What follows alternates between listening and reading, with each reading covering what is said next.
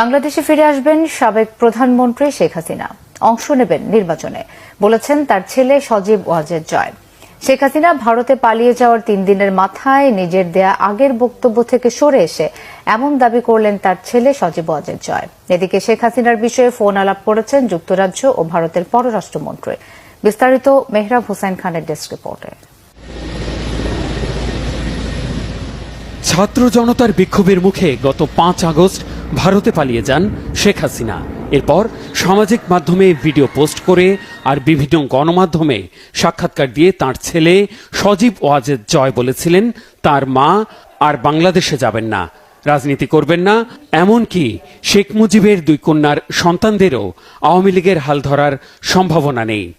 ঠিক আছে, শেখ হাসিনার পর আপনাদের কি হবে সেটা আমারও চিন্তার বিষয় না, আমার পরিবারের আর চিন্তার বিষয় না, আপনারা বুঝবেন। এরপর প্রতিদিন জয় কোনো